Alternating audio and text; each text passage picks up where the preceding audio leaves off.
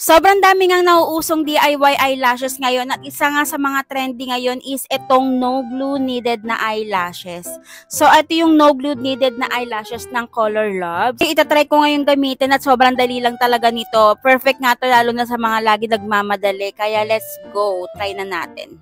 So pag bumili nga kayo nitong isang set na eyelashes, meron na rin kayong free na tweezer. Kaya kailangan ng glue dahil meron na siyang glue dito sa pinaka-roots niya. Natural looking lang tong gagamitin ko ngayon. So, ganito lang siya.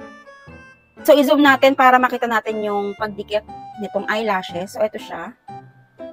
Ayan. So, hindi nyo na kailangan ng glue. Ilalapit nyo lang siya ganyan. So, ganyan lang siya kadali. Ayan. So, ganyan lang, oh. Perfect nga to, lalo na kung meron kayong biglaang lakad, tapos pwede naman bitbitin na lang tong eyelashes. Then, pagdating nyo doon sa pupuntahan nyo, doon na lang kayo magkabit. Ayan, ganyan lang siya. So, 4 lang yung kinabit ko. Then, ayan, diba? Sobrang dali lang.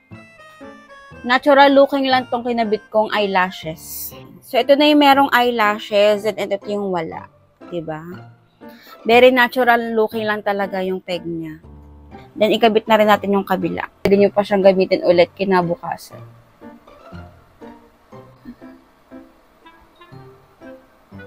Ganyan lang siya. 1, 2, 3. Ayan. So, ganyan lang siya kadali talaga, guys. Diba? Napaka-natural looking lang itong eyelashes na to. Ganyan lang siya kaigsi at kanipis. Tapos, magaan lang din siya sa eyes. Ayan. So, nakabit ko na nga siya parehas. So, diba? Sobrang dali lang talaga. Ilang seconds ko lang nga siya ginabit. Ilang minutes lang. Dali nga lang nito gamitin, perfect lalo na sa mga lagi nagmamadali. Mura lang nito, matagal nyo na ito magagamit, kaya ano pang hinihintay nyo? Check out nyo na yan.